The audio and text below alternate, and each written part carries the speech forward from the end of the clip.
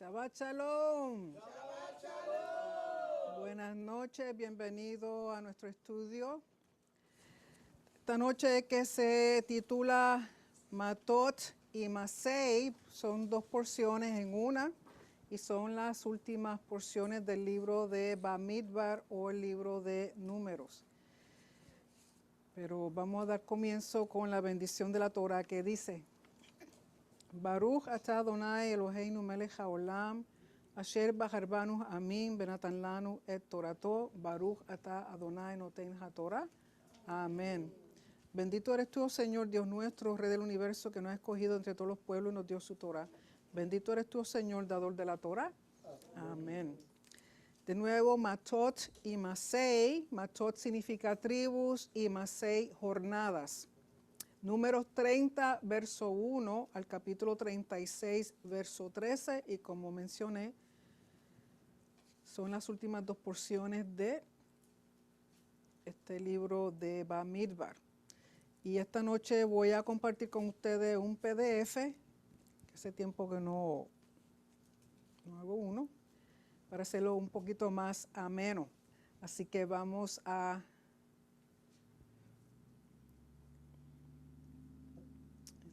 unas cosas de aquí. Así que de nuevo, Matot, Masei, números 30, verso 1, el capítulo 36, verso 13. En esta porción hay 8 mitzvot en total, 3 son positivos y 5 son negativos, los cuales vamos a leer más adelante. De nuevo, Matot significa tribu y Masei jornadas. Y vamos a dar comienzo con la porción titulada Matot. Como dije, Matot significa tribu y Matot es del 31 al 32:42. Y en esta porción se discuten dos términos que son el término de votos y juramentos. Y vamos a hablar primeramente sobre el voto, que en el hebreo es la palabra neder. Voto es un compromiso verbal de hacer o abstenerse de una acción en particular, o consagración de propiedad a Hashem. Por lo tanto, un neder o un voto es que uno hace un voto de un compromiso de hacer algo o no hacerlo, o de consagrarle algo al Señor. Y el ejemplo que nos dan es con respecto a Hannah. Recuerden que Hannah es la mamá de Samuel. Y si vamos un momentito a Primeras de Samuel, capítulo 1. En Primeras de Samuel, capítulo 1, verso 1 al 11. Perdón, capítulo 1, verso 11. Aquí vemos que dice, e hizo voto, e hizo neder, un neder, Hannah. Hannah en hebreo, muchas veces lo traducen como Ana, pero es Hannah. E hizo voto, neder, diciendo, Hashem de los ejércitos, si te dignares mirar a la aflicción de tu sierva, y te acordares de mí, y no te olvidares de tu sierva, sino que dieres a tu sierva un hijo varón. O sea, ella le está pidiendo un hijo. Si dieres a tu sierva un hijo varón, yo lo dedicaré a Hashem todos los días de su vida, y no pasará navaja sobre su cabeza. O sea, aquí el compromiso verbal de hacer algo, y lo que ella quiere hacer es, si Hashem le da a su hijo, un hijo, que ella va a dedicar ese niño a Hashem todos los días de su vida. Y no tan solo eso, que va a ser un nazareo en el sentido de que no pasará navaja sobre su cabeza. Así que Hannah hizo un voto, un neder. Otro ejemplo lo vemos en Proverbios. Si van a Proverbios 31, verso 2. En Proverbios 31, verso 2. Con respecto a Lemuel. Estas son palabras del rey Lemuel, pero en el verso 2 dice así: ¿qué hijo mío y qué hijo de mi vientre y qué hijo de mis deseos? Aquí la Reina Valera lo traduce como deseos, pero en el hebreo es la palabra nedarai, de la palabra neder, votos. O sea que ese hijo que obtuvo es en base a los votos que le había hecho a Hashem. ¿Okay? Así que, ¿qué hijo mío y qué hijo de mi vientre y qué hijo de mis votos? Nedarai. ¿Okay? Así que esos son un ejemplo. A diferencia de lo que ocurría en el antiguo Medio Oriente, que las personas hacían votos tratando de pedirle favores a los dioses, y muchas veces entre los favores que pedían era obtener victoria en una guerra, obtener sanidad de una enfermedad o tener un romance exitoso. ¿Okay? Sabemos que hay gente que le hace un voto a, ¿quién es el que ponen de cabeza? Antonio. A San Antonio. Le hacen un voto a San Antonio y lo ponen de cabeza para que le dé un romance exitoso. Así que las cosas no han cambiado. Pero aquí con referencia a Hashem. A diferencia de un voto, de un neder, tenemos lo que se llama en hebreo shevua. Shevua, que viene siendo un juramento, y el juramento es aquello que es una obligación acordada. O sea, que uno se obliga a hacer algo, ya sea positivo o negativo. Mientras que el voto, muchas veces ese compromiso es con respecto a algo y no tanto a la persona. Mientras que el juramento en sí es algo, proviene de la persona en sí que se compromete. Así que tenemos voto y juramento, son dos cosas de las cuales habla en esta porción Matot. Pero si vamos a ver, lo importante de estos votos o estos juramentos es el cumplimiento de lo que se promete, el cumplimiento de lo que se hace juramento. Recuerden que en el antiguo Medio Oriente los juramentos eran hechos en nombre de sus dioses. Y en el caso de nosotros, o en el caso de como habla la Torah, es con respecto a Hashem. Por lo tanto, si uno hace un juramento utilizando el nombre de Dios o el nombre de Hashem y no lo cumple, a quien uno hace quedar mal es a Hashem y no tanto a uno mismo. Luego hablaba en la porción respecto a que hay votos que pueden ser anulados cuando es, por ejemplo, una niña, y dan a entender que una niña que no ha obtenido su bat mitzvah, que en la niña sabemos que es a los 12 años, por lo tanto una niña de 12 años o menos que se hace un voto, su padre tiene derecho de anularlo si al escucharlo piensa que su hija no lo va a cumplir o es algo que realmente no tiene sentido o ella no tiene la madurez suficiente como para hacer ese voto. Y lógico, su niña tiene que ser soltera, pero si es casada, su esposo también tiene ese mismo derecho que un padre con una hija menor de 12 años. Y una mujer casada, recuerden que en el hebreo se considera una mujer comprometida igualmente como si estuviera casada, por lo tanto su prometido tiene el mismo derecho como un esposo de anular cualquier voto que ella haga, que ellos consideren que o la persona no lo puede hacer o es algo que no tiene lógica o quizá lo dijo en un momento de desesperación y sabe que no va a poder cumplirlo, entonces caería en transgresión al no poder cumplir.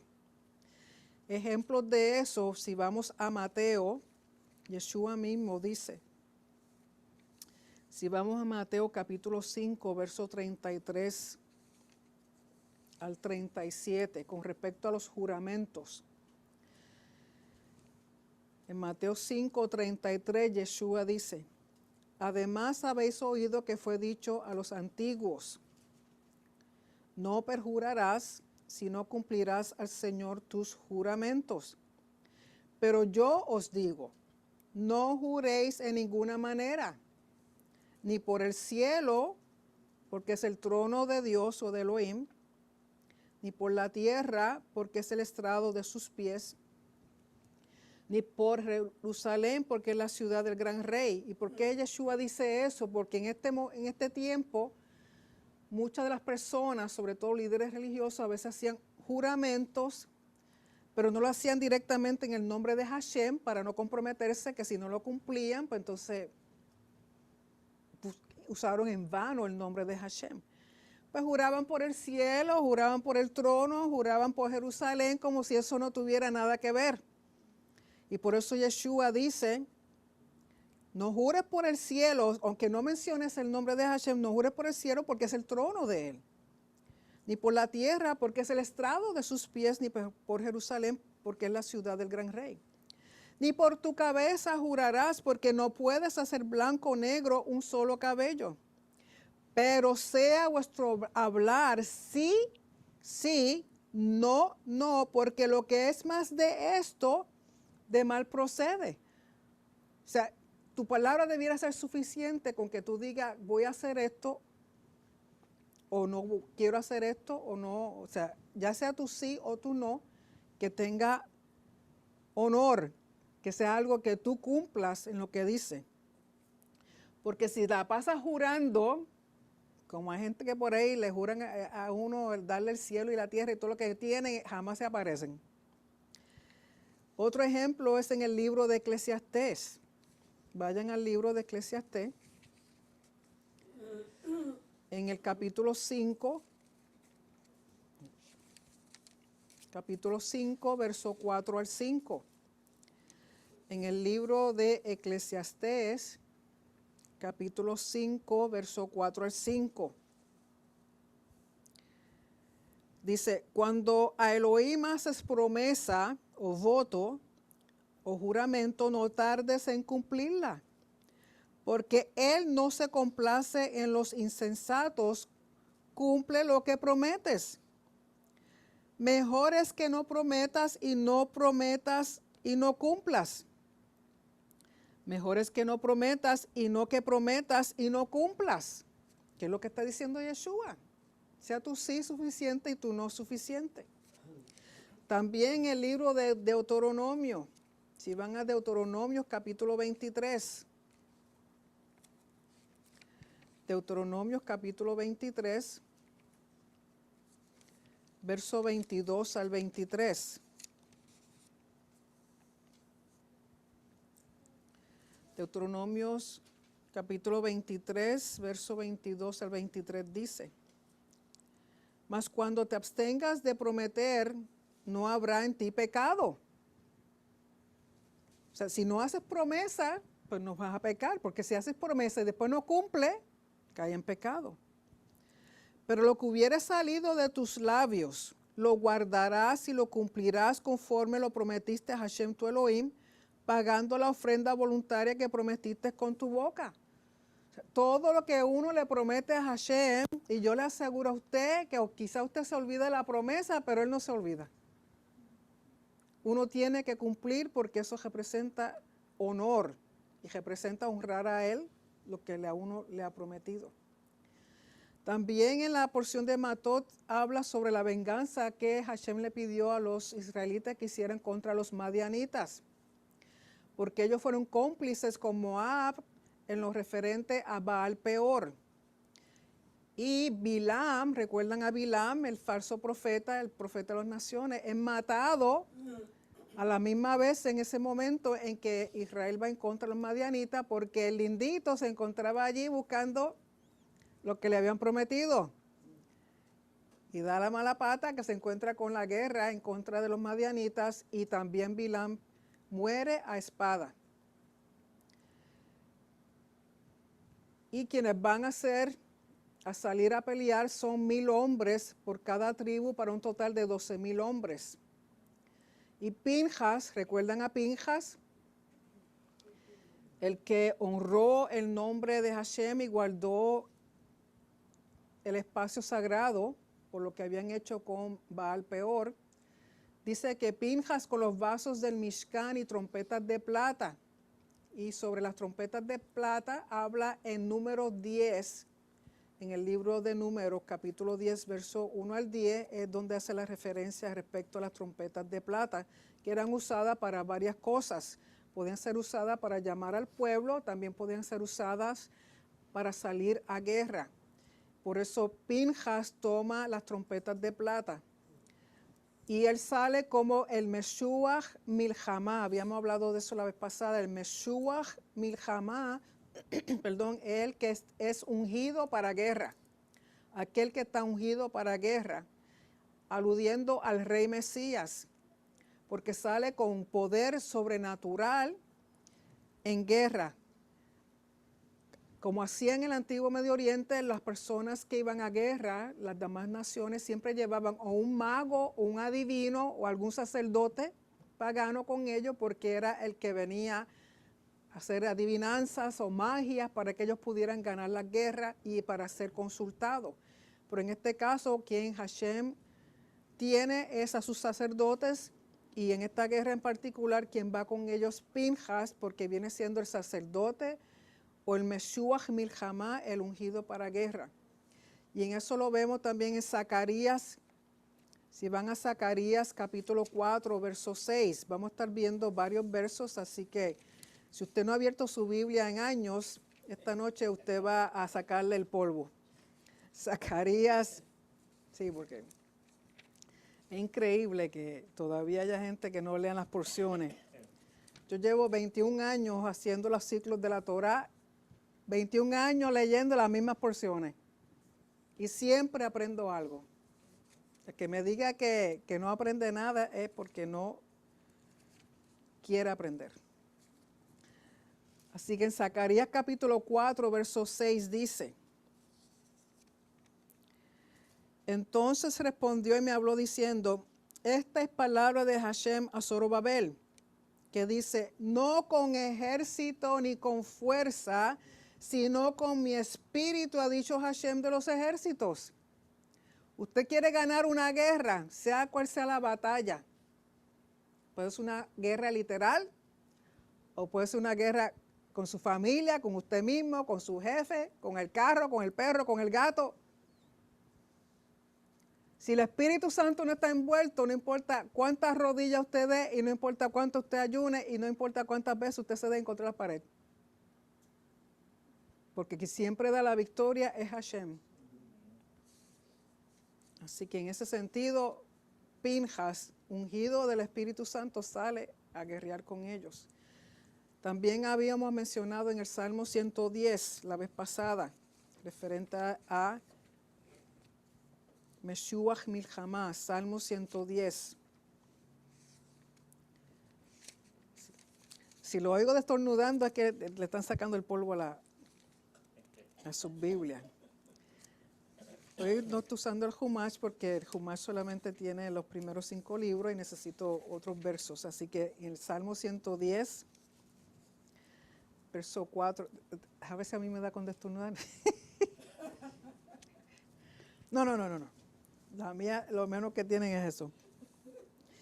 En el verso 4 de Salmo 110 dice, juró Hashem y no se arrepentirá, tú eres sacerdote para siempre según el orden de Melquisedec, hablando de el Mashiach.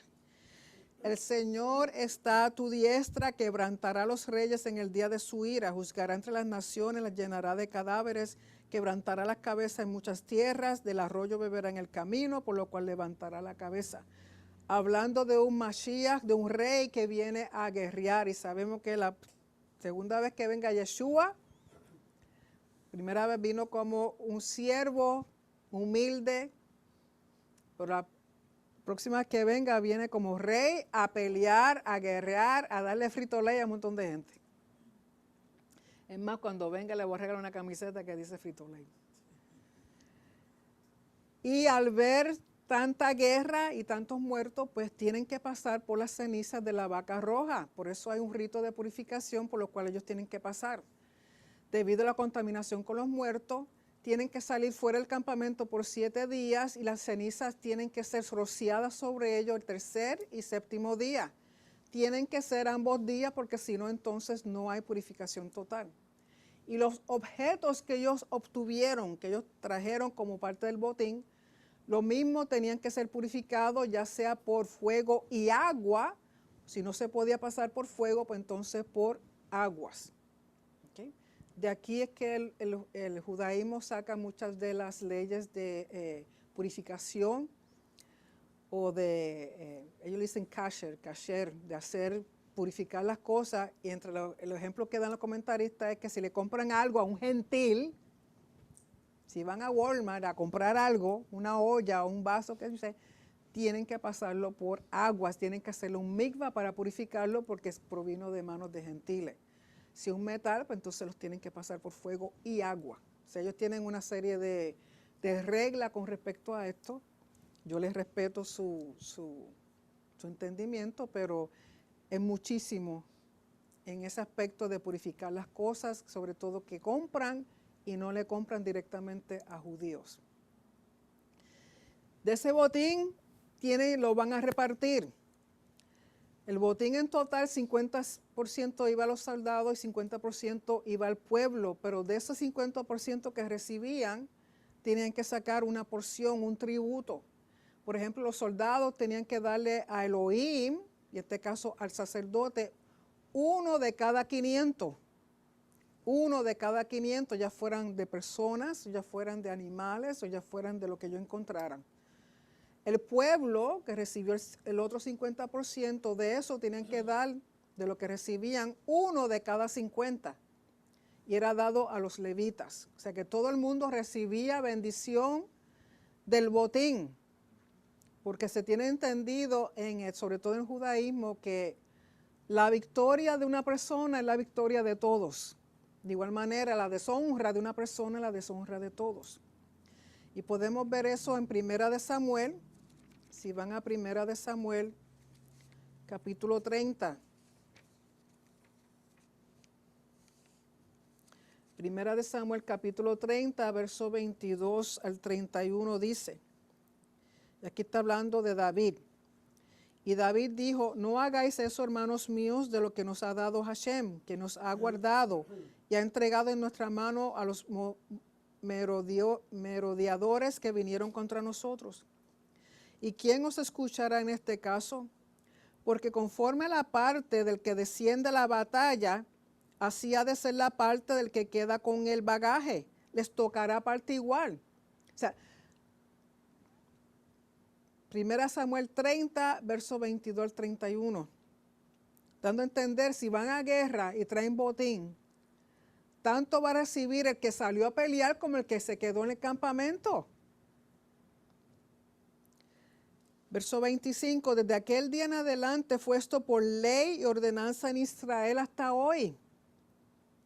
Un ejemplo, las veces que yo he ido a Israel, no tan solo una bendición para mí, es bendición para todos. Porque lo que uno hace allí, la bendición que uno deja allí, que uno ayuda o bendice a otro, es para toda la congregación. Por eso es importante cuando uno sale, recordar a quién está representando, primeramente a el Padre, por medio de Yeshua, pero también esta congregación. Porque por algo que haga uno de ustedes nada más, incluyéndome a mí, juzgan a toda la congregación y dicen, chacho, no vaya allá, mi hija, así eso. Pero si ven todo lo contrario en nosotros, cada uno de nosotros, en donde quiera que estemos, pues dicen, wow, porque ustedes me representan a mí y yo represento a aquel, al Señor. O sea, es importante y esto se puede traer, esto que hacían en las guerras, se puede traer al diario vivir en ese sentido. Y cuando David llegó a Ziklag, envió del botín a los ancianos de Judá, sus amigos, diciendo, he aquí un presente para vosotros del botín de los enemigos de Hashem. Lo envió a los que estaban en Betel, en Ramot del Negev, en Jatir, en Aroer, en Sifmot, en Estemoa, en Racal, en las ciudades de Jarameel, en las ciudades del Ceneo, en Orma, en Corazán, en Atac, en Hebrón y en todos los lugares donde David había estado con sus hombres. En otras palabras, quienes lo trataron bien a David y a su gente, él les envió presentes de lo que había recibido del botín. Él se acordó de aquel que lo ayudó. Y nosotros debiéramos hacer de igual manera. O sea, la bendición no es para, que fue lo que me dijo el Señor cuando me sacó de un lloriqueo que yo tenía de 7 meses. Lo que he invertido en ti no es para ti, es para compartirlo, es para los demás. De igual manera, todos los talentos que Hashem haya puesto en tu vida no es para ti, es para glorificarlo a Él y darlo a otros. La importancia de poder siempre dar. Y también esa porción que se da a Hashem, eso que se distribuye, ese tributo, ese regalo, ese don, se considera una porción consagrada. ¿Qué es lo que significa diezmo? Diezmo no es solamente el 10%, diezmo es una porción consagrada a la que tú dices, esto yo lo voy a separar para el Señor. Al tú simplemente declararlo, ya eso obtiene una consagración. Usted no puede decir, espérate, me quedé corta para la renta y tomarlo para atrás. Estás profanando aquello que ya tú habías separado. Por eso diezmo realmente es una porción consagrada y eso lo vemos en Génesis, vayan a Génesis 14. Génesis 14, versos 18 al 20. En Génesis capítulo 14, versos 18 al 20, si ustedes recuerdan, esto trata de cuando Abraham sale a pelear para buscar a Lot, que Lot había sido llevado en una guerra. Y él fue a rescatarlo y obtuvo victoria. Y dice en el verso 18, entonces Melquisedec, rey de Salem y sacerdote del Dios Altísimo, sacó pan y vino y le bendijo diciendo, bendito sea Abraham del Dios Altísimo, creador de los cielos y la tierra. Y bendito sea el Dios Altísimo que entregó tus enemigos en tu mano.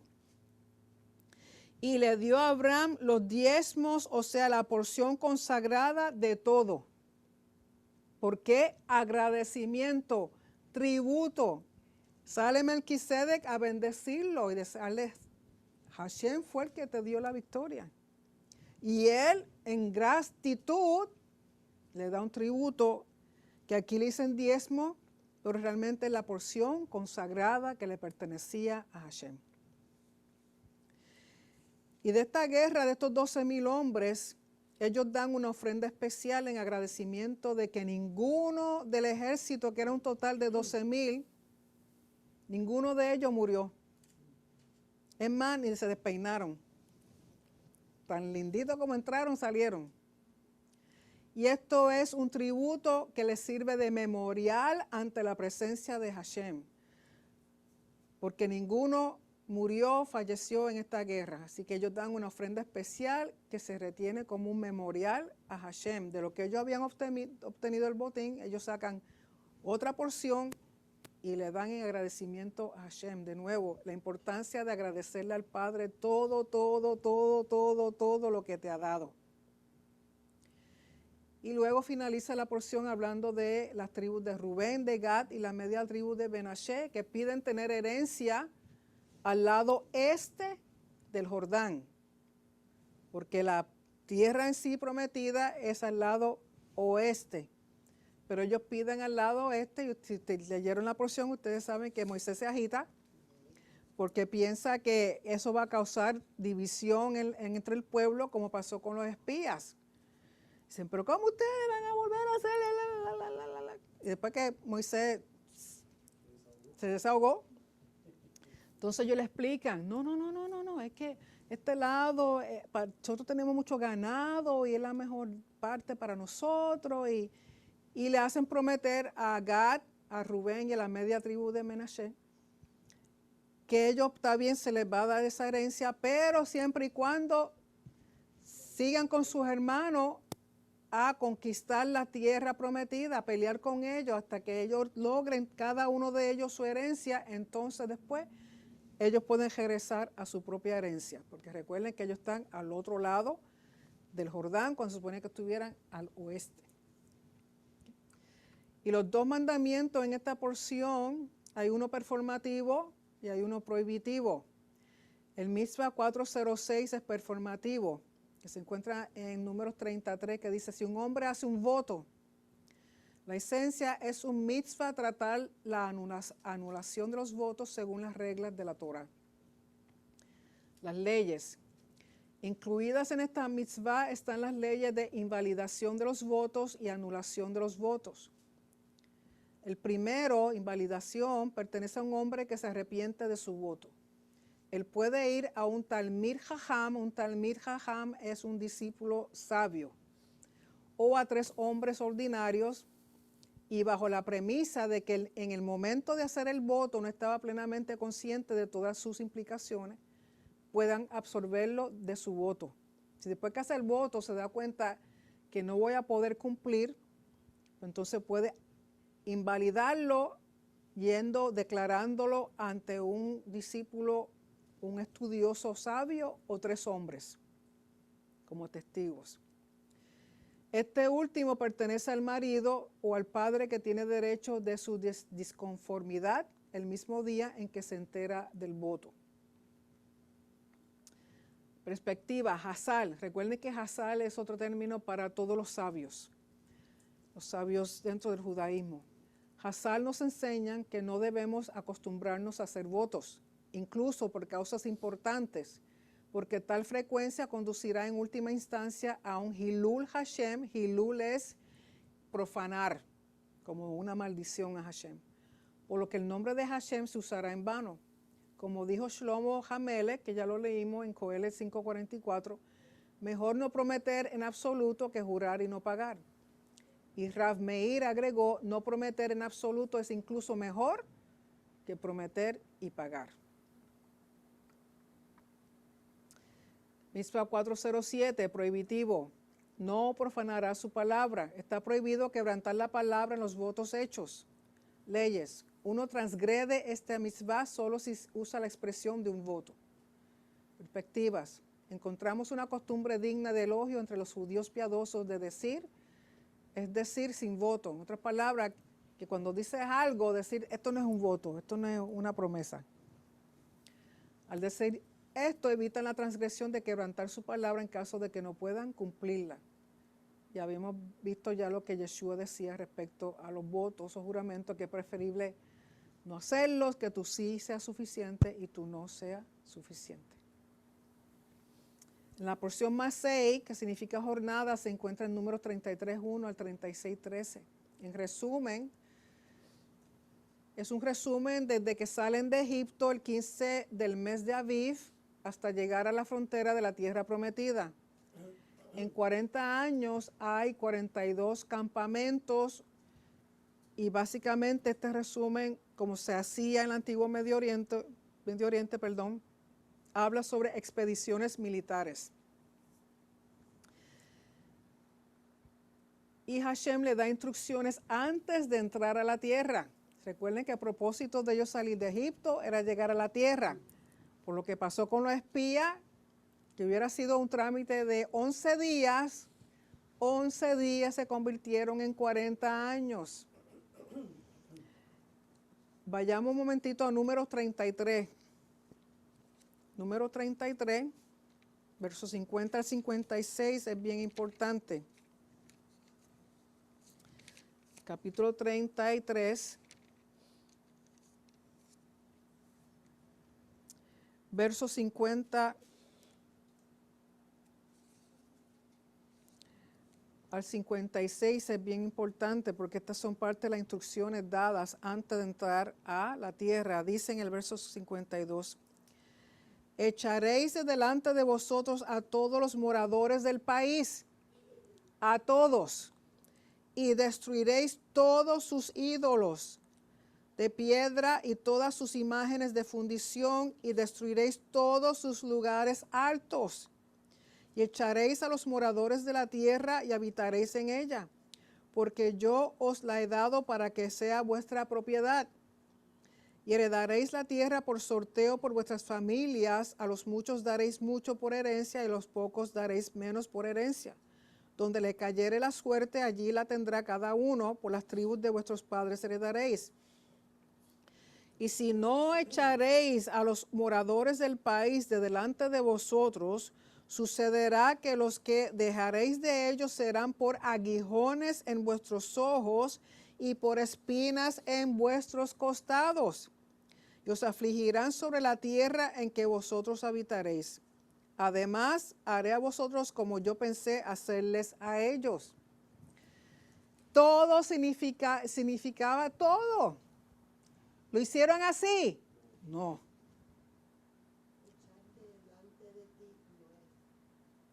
Sí, a los que eran de la tierra de Canaán tenían que matar completamente.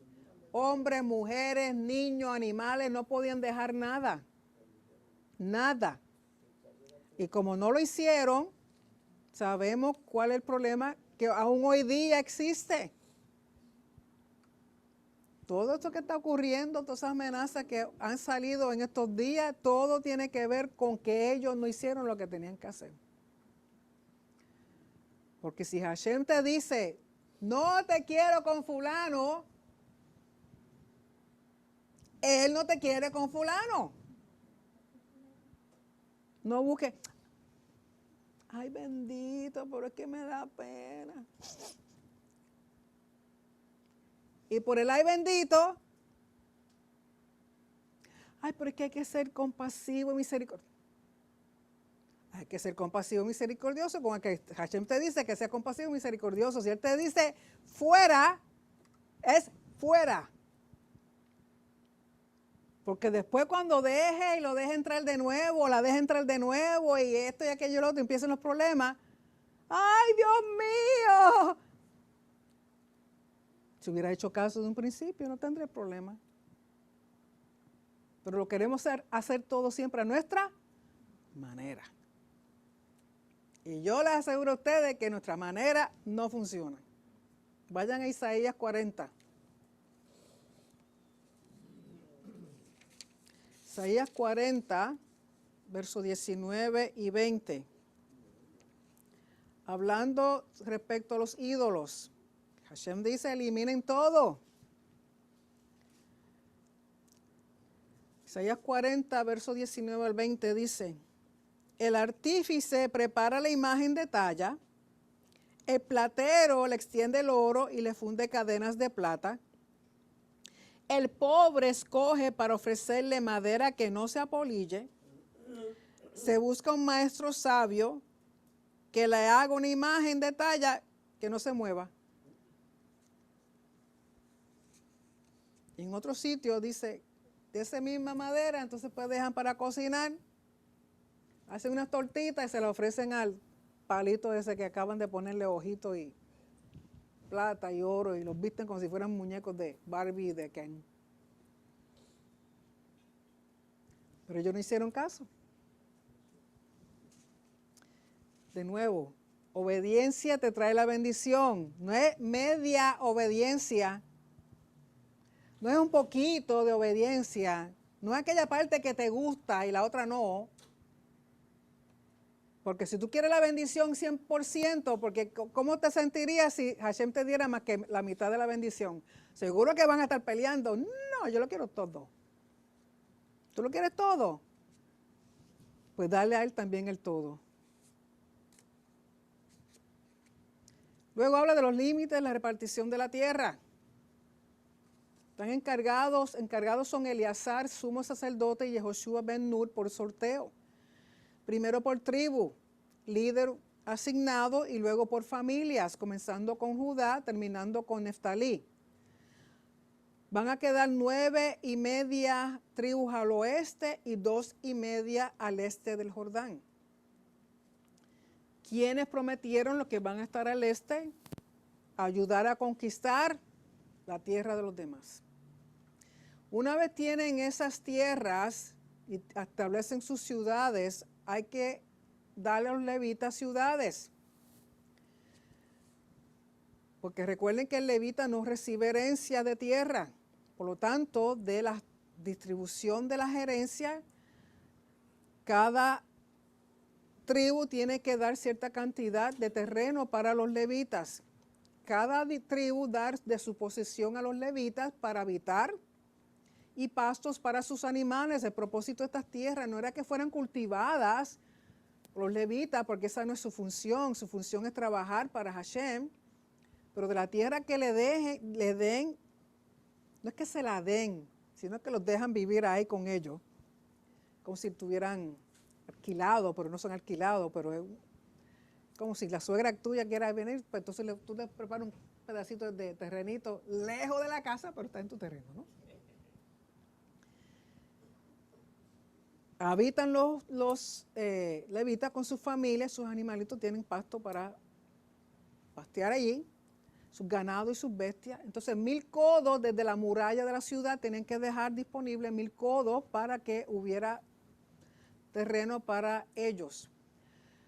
Se le van a dar un total de 48 ciudades, de las cuales 6 de ellas van a ser clasificadas como ciudades de refugio. Y estas ciudades de refugio son para los homicidas no intencionales, o sea, un homicida, alguien que mató a alguien sin querer, fue un accidente. Pues tienen un lugar para ir, porque si no hacen eso, las familias van a venir a querer tomar venganza. En Josué 21 detalla que 9 tribus dieron cada una 4 ciudades, para un total de 36. Yehudá y Shimón dieron un total de 9 ciudades, Naftalí dio 3 ciudades para un total de 48.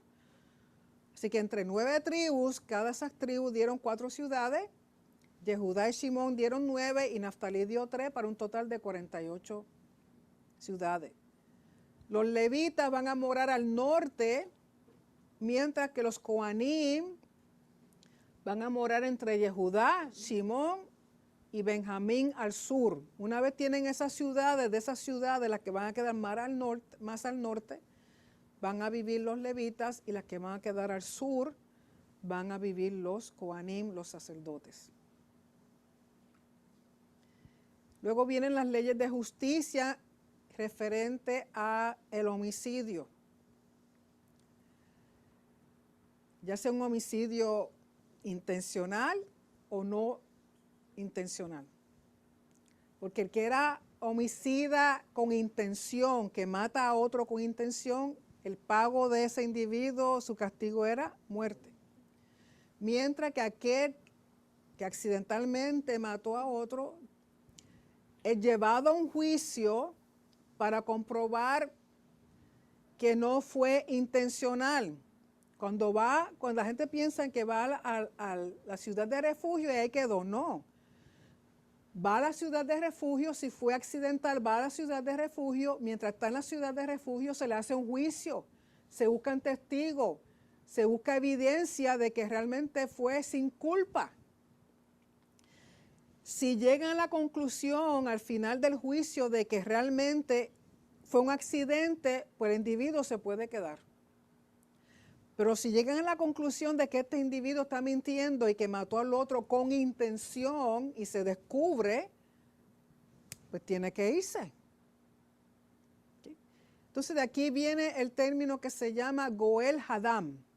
Goel Hadam, que se puede traducir como vengador o redentor de sangre. Y el vengador o redentor de sangre es aquel que viene a vengar la muerte de su familiar. Si fue con intención, pues entonces cuando se declare el homicida intencionalmente y que tiene que morir, el primero que va a venir a tirar la piedra va a ser el Goel Hadam. Pero si resulta que el individuo fue por accidente, se tiene que mantener dentro de la ciudad de refugio y no puede salir de ahí hasta que muere el sumo sacerdote. ¿Cuánto va a durar el sumo sacerdote? Claro, no. Vamos a suponer que se probó que fue un accidente, es una persona joven, va a la ciudad de refugio y el sacerdote no muere hasta que tiene 50 años después. Pero en ese interín de esos 50 años se cansa de estar porque es un exilio. Es como una cárcel, pero dentro de una ciudad que está protegido. Si mientras él está ahí, la persona está ahí y se cansa de estar ahí, dice, ay, que hace tiempo que no me voy de shopping, quiero ir a Walmart o a Target. Aquí no hay nadie va a saber que yo salí. Sale y da la mala pata que el Goel Hadam se encuentra también en Walmart y lo ve. El Goel tiene derecho a matarlo porque salió de donde no tenía que salir. Hashem se puso en el camino. Pero, de igual manera, si el que mató accidentalmente está en la ciudad de refugio y el Goel Hadam entra para matarlo a él, el Goel Hadam entonces incurre en homicidio intencional y también lo... Esto es justicia de parte de Hashem. Y esto, vayan un momentito a Éxodo 21. Éxodo 21, verso 14.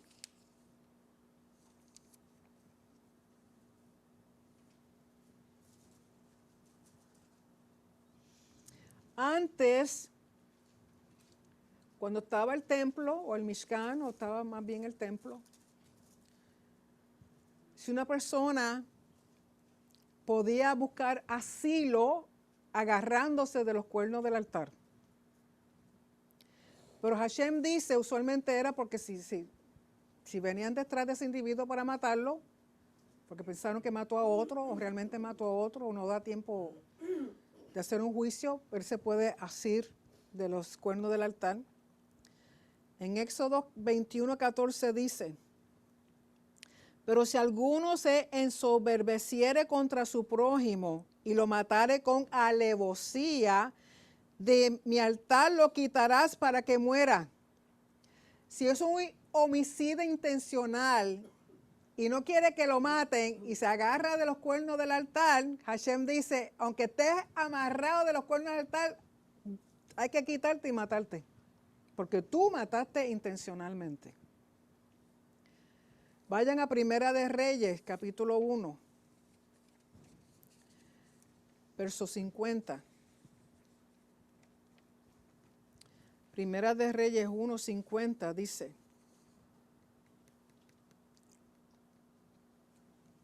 mas Adonías, temiendo de la presencia de Salomón, se levantó y se fue y se asió de los cuernos del altar.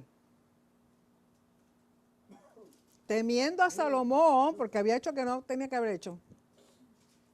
Se agarra de los cuernos del altar porque si está Salomón, recuerden que Salomón hizo el primer templo, ya está el altar, ya está todo. Este individuo viene y se agarra. ¿Pero qué pasa? Vayan ahí mismo en Primera de Reyes, capítulo 2, verso 29 al 31.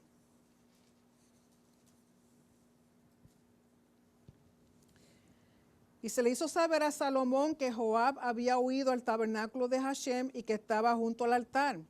Entonces envió Salomón a Benaía, hijo de Joiada, diciendo, ve y arremete contra él. Y entró Benaía al tabernáculo de Hashem y le dijo, el rey ha dicho que salgas. Y él dijo, no, sino que aquí moriré. Y Benaía volvió con esta respuesta al rey diciendo, así dijo Joab y así me respondió. Y el rey le dijo, haz como él ha dicho, mátale y entiérrale, y quita de mí y de la casa de mi padre la sangre que Joab ha derramado injustamente. O sea que el altar no lo salvó, porque era permitido usar los cuernos del altar como un asilo. Que eso es lo que viene siendo las ciudades de refugio, un asilo. Pero si eres culpable, hay que sacarte y matarte, porque mataste intencionalmente. Luego va a lo que se llaman en las leyes de herencia. Recuerden que en la otra porción pasada, las hijas de Zelofejad pidieron que se les diera herencia, porque eran todas hijas mujeres y no había hermanos varones, que por qué el nombre de su padre se iba a perder de la herencia que le tocaba. Entonces llegaron, Hashem dijo que era correcto que si no habían hijos varones, pues entonces le correspondía herencia a las hijas. Pero luego los demás se quejan de cómo es posible que si ellas se casan con alguien que no sea de la tribu de ella, entonces esa herencia le va a pasar a otra tribu y ya se ha repartido la herencia. A fulano le toca tanto, a fulano le toca tanto. Entonces, ¿cómo aquel va a obtener más porque se casó con una de las hijas de Zelofejad? Pues entonces llegan a la conclusión de que las mujeres deben casarse dentro de su tribu para evitar el traspaso de herencias entre las tribus. Porque varias veces en esta porción en hebreo dice que la tribu debe estar apegada a la tierra, a su herencia. Y aquí la palabra que usan es devek. En hebreo es devek, que es la misma palabra cuando hablan de, cuando Adán dice de que el hombre dejará a su familia y se juntará a su mujer. Ese tipo de unión entre la tribu y la tierra como si fuera un matrimonio. Así de unidos, o sea, por eso la pelea que hay hoy día con la tierra de Israel. La herencia que le pertenece a ellos. Usted le quita la tierra, usted ha matado al pueblo de Israel. Porque la unión es como un matrimonio, porque eso fue lo que Hashem les pidió. Esa herencia ustedes no la pueden dejar ir, ni nadie se la puede quitar, porque es como si te quitaran tu propia vida. Por lo tanto, el pueblo de Israel está pegado a la tierra de Israel como un esposo con su esposa. Por eso la pelea, que lamentablemente existe, porque para empezar no hicieron lo que tenían que hacer. Y en esta porción hay 6 mitzvot, 2 performativos y 4 prohibitivos. El 408 dice, manda a los hijos de Israel que den a los levitas de la heredad de su posesión ciudades en que habiten. Todas las ciudades que daréis a los levitas serán 48 ciudades. Es un mitzvah para Calal y Israel, la congregación de Israel, asignar 48 ciudades para que habiten los leviim.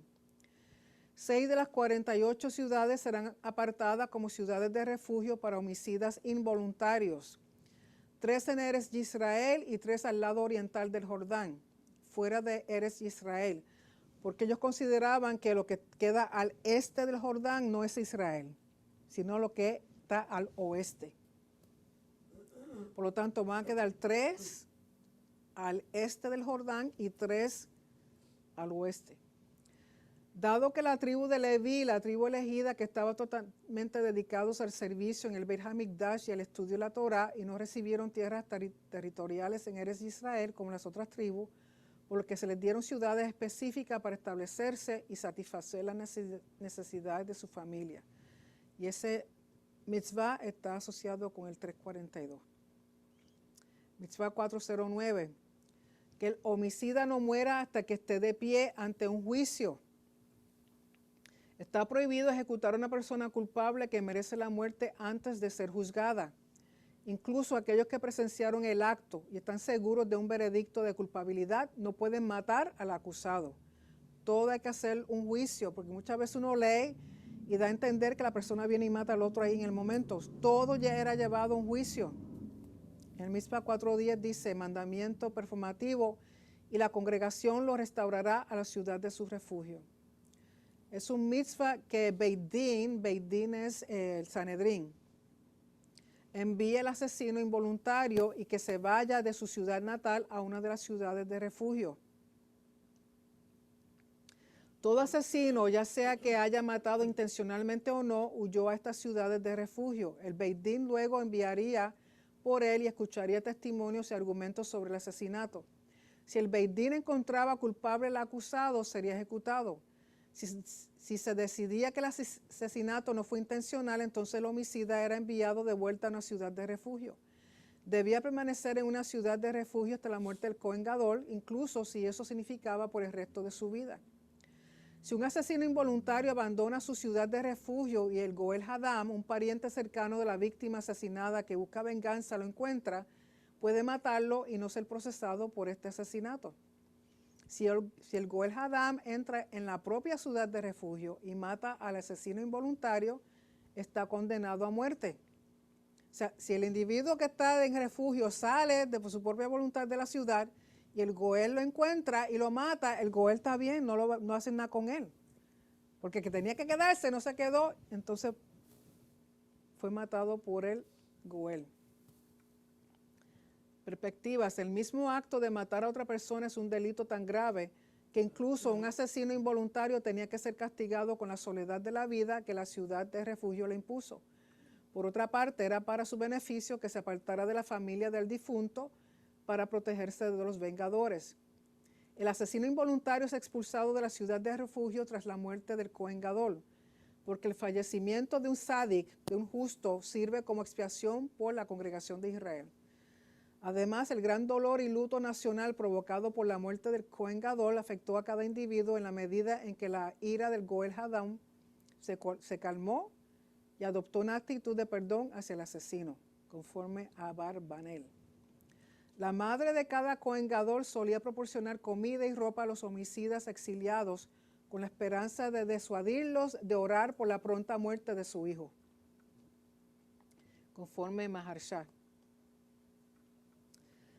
Mandamiento 4:11 dice, pero un solo testigo no testificará contra ninguna persona para causarle la muerte. El testigo que declara en un juicio por un delito capital tiene prohibido dictar sentencia en el mismo caso.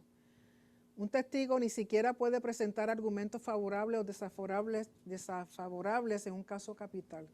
Sin embargo, en casos que involucren disputas monetarias, aunque un testigo no puede ser parte del Beit Din juzgando el caso, sin embargo, se le permite presentar argumentos a favor o en contra de cualquiera de las partes involucradas. Y en casos no capitales, donde la Torah no obliga a los testigos a comparecer, un testigo puede convertirse en parte del Beit Din que está juzgando el caso. Mitzvah 4:12, y no tomaréis rescate por la vida de un homicida que es culpable de muerte. O sea, una persona que mataba a otro era culpable, no podía pagar para salirse con la de él. Mientras que en el antiguo Medio Oriente, en muchos casos, si la persona era rica y mató a alguien, ya fuera accidental o intencional, y pagaba dinero, quedaba libre. O si era un oficial, una persona importante. Pero si era un pobre, y aunque fuera inocente, lo declaraban que había matado a alguien, o lo mataban o lo metían en un sitio exiliado. Las cosas no cambian, todo lo mismo. Pero con Hashem no es así.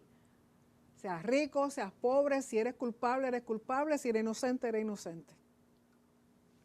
Por eso está prohibido aceptar rescate por la vida de un asesino que está bajo pena de muerte.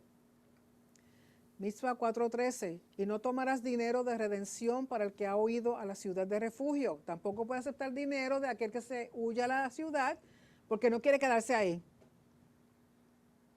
Tiene que quedarse ahí o si no, sale afuera, lo van a matar.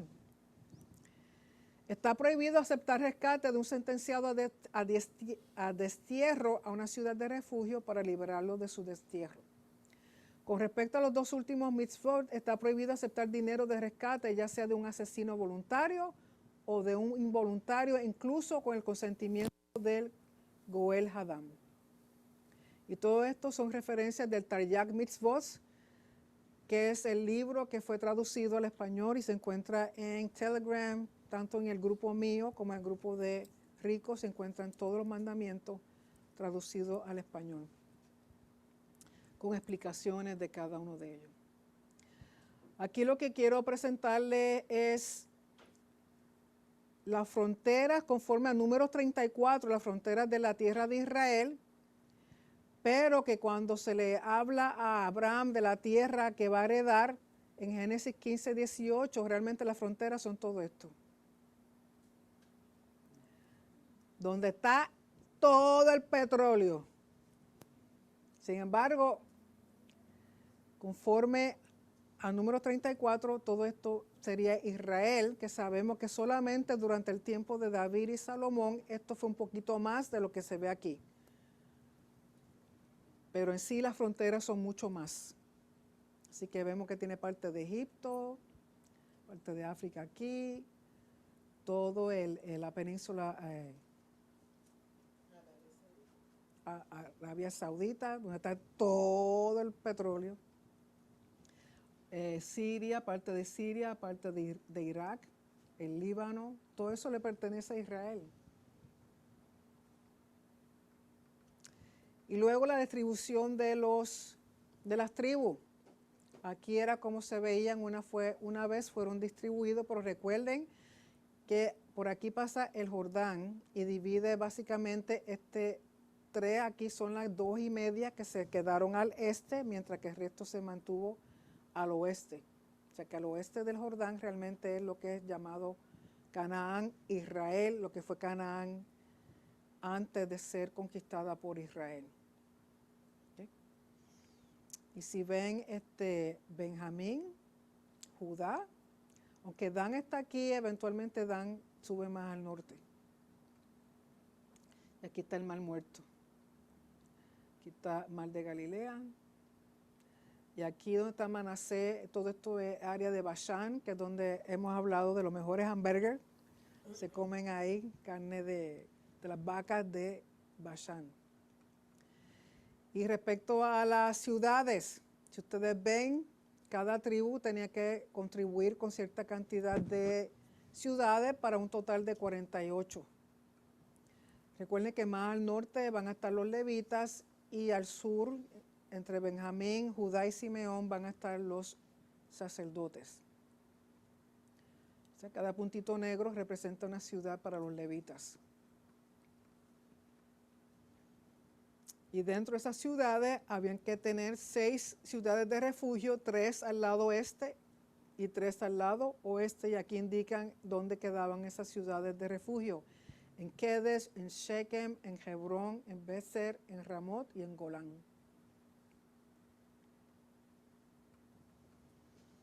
Okay, con eso pues son las 2 porciones últimas del libro de Números. Y como siempre declaramos Hazak, Hazak, venir Hazek. Sé fuerte, seamos fortalecidos. Y ya la próxima vez entraremos en el libro de Devarim. No olviden, si usted puede participar, tendremos nuestro viaje a Israel, Dios mediante, para el año 2025, noviembre del 2025. Así que si necesita más información se puede comunicar conmigo. Tenemos esperanza de poder regresar a la tierra. Mañana, Shaharir con el Pastor Vargas a las 8 de la mañana.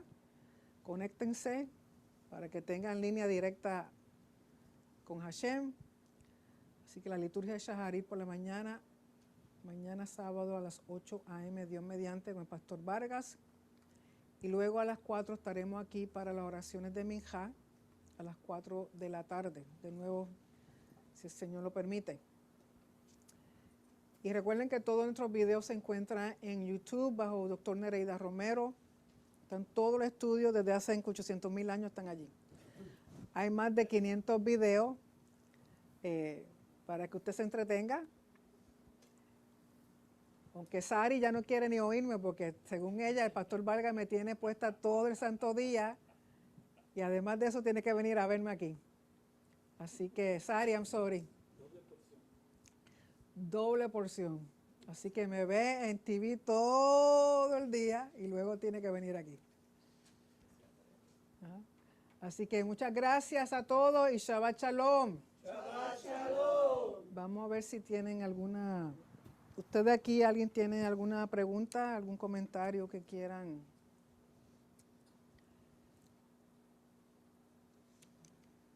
¿Alguien aquí?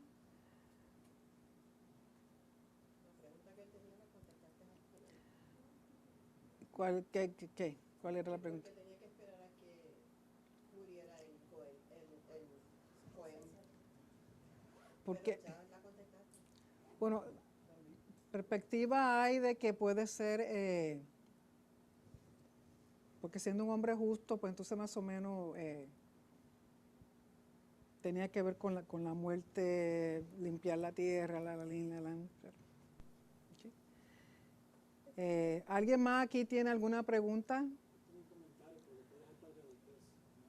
Ok, comentario.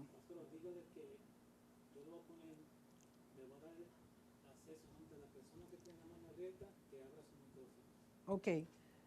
Conforme a Franklin, él le va a dar acceso al que quiera preguntar, él va a abrirle su micrófono y le va a apagar su micrófono y ustedes mantengan, los que no están preguntando, su micrófono apagado para evitar el eco y bajen su volumen. David, tenía una pregunta, no te me vayas. Se me fue David.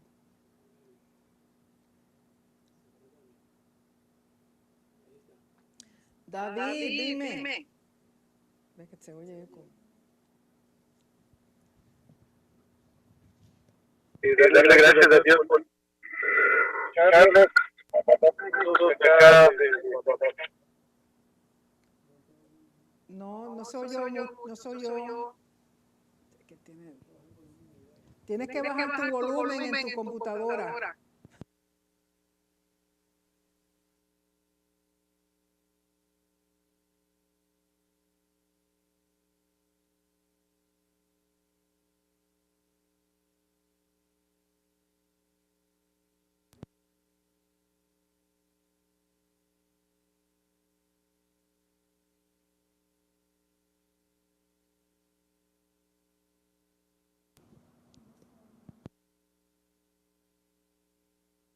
Okay.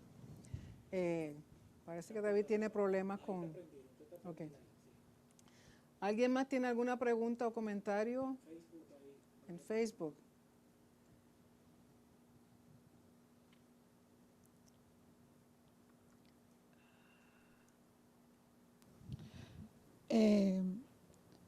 Hay una pregunta. ¿Y si la persona es casada con hijos, podía la familia estar en la ciudad de refugio? Da a entender, conforme a lo que leímos, de que esa persona tenía que irse sola, exiliado, porque él está pagando una deuda. Así que iba solo a su ciudad de refugio, exiliado, no podía llevarse su familia. Que ellos fueran a visitarlo de vez en cuando, otra cosa, pero no podían vivir con él, con ellos. Y otra pregunta, doctora Nereida, ¿el Líbano, la montaña del Sinaí y Jordania es territorio de Israel? Conforme al mapa original de Génesis 15, sí. Todo eso le pertenece a Israel. Okay. Aquí, Manolo, también se fue. A ver, dice, antes era católica y como no lograba quedar embarazada, prometí a Elohim que si me daba un hijo y era varón, iba a ser cura. Pero yo ni leía la Biblia y no sabía las consecuencias. ¿Cómo me libro de esa promesa? Mi hijo tiene 18 años y obviamente no quiere ser cura. Bueno, primeramente hiciste la promesa hasta cierto punto de ignorancia. ¿Okay?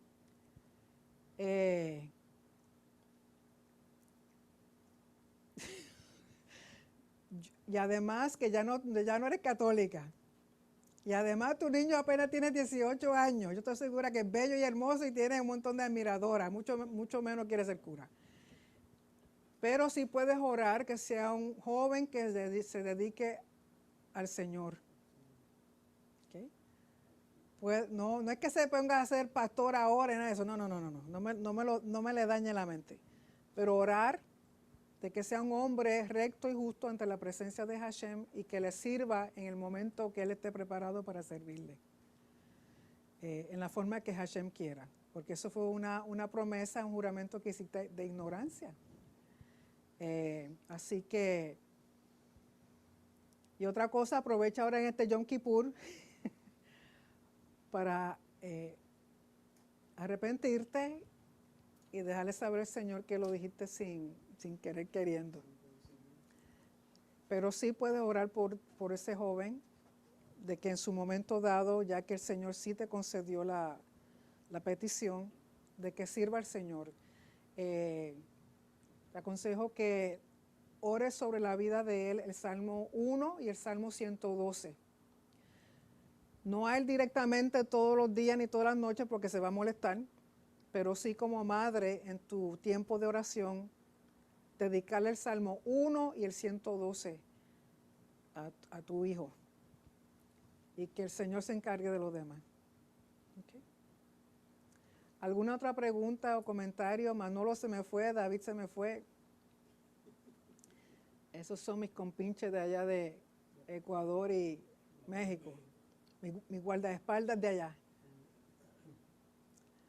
¿Alguien más tiene alguna pregunta, comentario? ¿Nadie en Facebook?